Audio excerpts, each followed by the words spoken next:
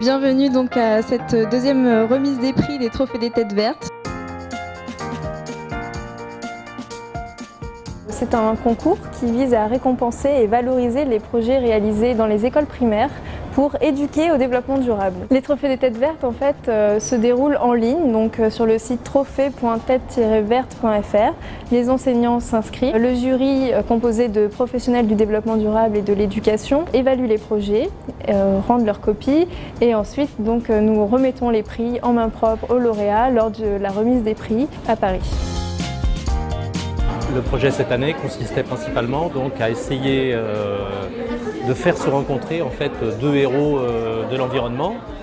Alors un héros qui est forcément connu, c'est Maud Fontenoy, et un autre héros qui ne l'est pas, c'est Arion Le Mal, le balayeur des cimes.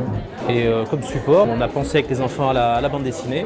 J'ai fait des coloriages et puis on a tapé les textes sur l'ordinateur et après on les a imprimés puis on les a mis sur la BD. La BD du coup a bien plu puisqu'elle est récompensée et on est tous très fiers je pense.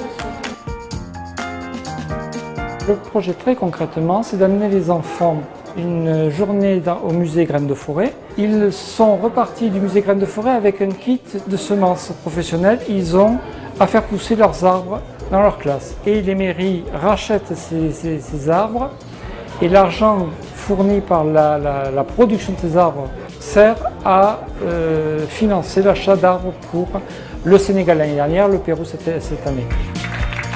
Suite à cette remise des prix, nous allons mettre en ligne les différents projets qui ont été réalisés par les lauréats sur le blog des Têtes Vertes où les enseignants et les internautes pourront découvrir ces beaux projets. J'ai trouvé très intéressant de porter à la connaissance des autres établissements scolaires ce qui était fait.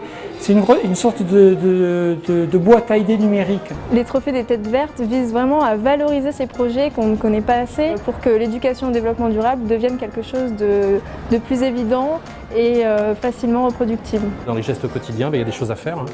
Donc on le fait à l'école, les feuilles de brouillon, on fait tous les côtés, tous les bouts de papier, on essaye de les utiliser au maximum, on met des prises électriques, les boutons rouges. Chaque année avec les enfants, on fait une opération nettoyage dans la commune. L'année prochaine, je pense qu'on essaiera aussi de travailler sur la problématique de l'eau à l'école. Voilà, ça c'est des questions toutes simples et de le vivre au quotidien, sans se poser trop de questions, mais d'agir ensemble pour la planète le plus simplement possible. On voulait sauver la planète pour qu'elle soit belle, pour pas que les gens balancent les mégots, balancent tous les plastiques. C'est pour notre avenir et si on coupe tous les arbres, après il n'y aura plus d'oxygène pour respirer. Nous souhaitons également développer toujours plus EDD primaire, donc le site de ressources, des ressources interactives avec donc des savoirs, des ateliers, des expériences à faire en classe ou à la maison.